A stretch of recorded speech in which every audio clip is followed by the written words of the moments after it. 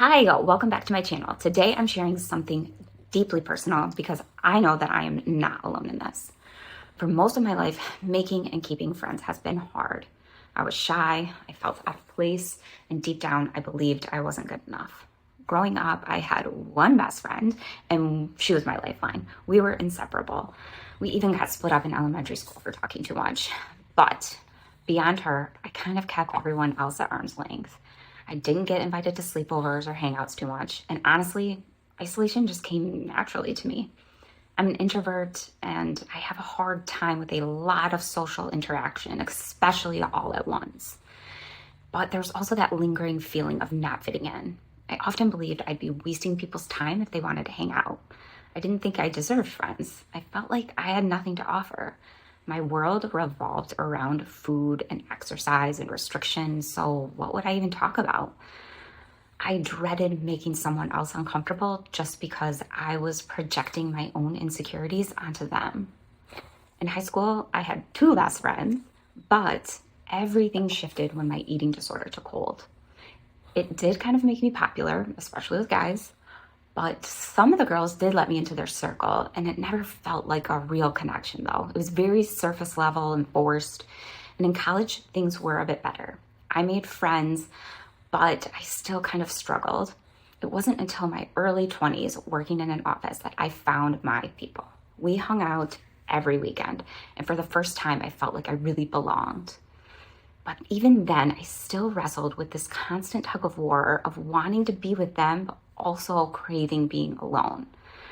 Then came that job that consumed me. Early mornings, late nights, weekends, just nonstop. My eating disorder got worse, and with it, so did my need to isolate. I lost touch with the friends I'd grown so close to. I was drained from being on all day, and I just wanted quiet weekends to recharge. Then COVID hit, and strangely, it felt like a relief. As a germaphobe, it terrified me, but I welcomed the excuse to stay home. No social pressure, no events, no restaurants. I lived in pajamas. I did work insane hours sometimes, but the weekends became my sanctuary where no one expected anything from me.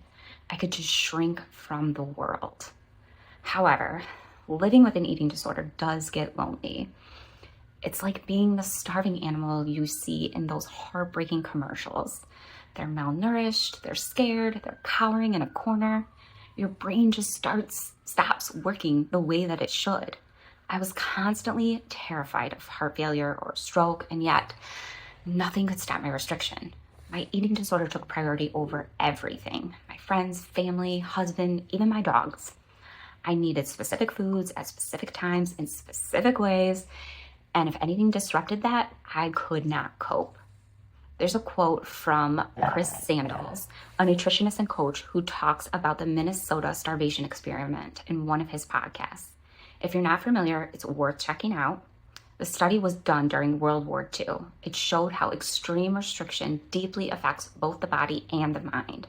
Participants went through severe food deprivation, leading to not just physical changes, but also intense psychological effects. It's a powerful study that reveals how hunger rewires the brain and shifts our interests. It alters how we think and shows how differently we function when we're starving.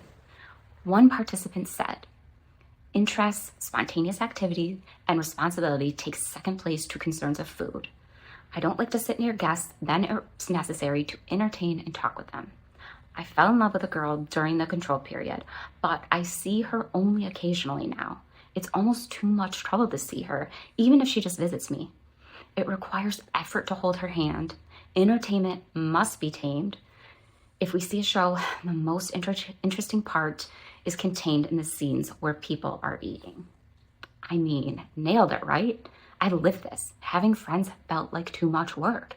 I was already running on empty, drained by the demands of work, compulsive exercise, and my constant obsession with restriction. I didn't have the energy for connection. It felt like I just had nothing left to give, and even the idea of socializing was just overwhelming. Friends from work would invite me to dinner or go to drinks, and honestly, that was torture. The evening was when I let myself finally eat my safe foods. The same 5 things every single night for 20 plus years. But saying yes meant ordering a side salad, counting down the minutes until I could go home and eat what I'd planned. I'd sit there starving, distracted, and barely able to follow the conversation. If the bill took too long or the food was late, I would spiral inside. I would be crawling in my skin and just waiting to escape back to the safe place. I haven't gone shopping with friends in over 20 plus years. Even the idea, I just can't. What if they want to grab lunch, go to stores I don't like? How long will this take? When would I eat? There's just too many unknowns, and eating disorders thrive on predictability and control. Anything that threatened that felt terrifying. A vacation with friends? Forget it. The spiral of what ifs took over. What will the food be like? Will I be able to exercise? What if I feel bloated or uncomfortable? It was non-stop tornado in my head that kept me from actually living my home, my couch, and my routine. That is my safety net. Today, I have a few close friends, but I don't get many invites beyond the occasional coffee or lunch. And honestly, I get it. I said no too many times. People just stopped asking. So now it's on me. And I am trying because recovery is changing everything. These days, going out doesn't feel like a chore anymore. It's actually fun. I'm not staring at the clock, desperate to leave. Recovery opens up your world. It lets you say yes to the things you used to be afraid to do. Even something as simple as grabbing coffee with a friend. Looking back, I realized I never really liked who I was. I always thought I was too sensitive, too much, or just plain annoying. My eating disorder gave me a mask to hide behind. It numbed everything and just let me disappear. Being alone felt safer because I could just be me without judgment. I could laugh too loud, cry for no reason, or just feel nothing. Sometimes nothing felt easy. If you're struggling right now, whether it's with an eating disorder or just feeling alone, I see you, I get it. And I want you to know it is hard, but you are not broken. You will get there. Keep showing up, keep choosing recovery, even on the hard days. I am rooting for you always. Thank you so much for watching. Until next time.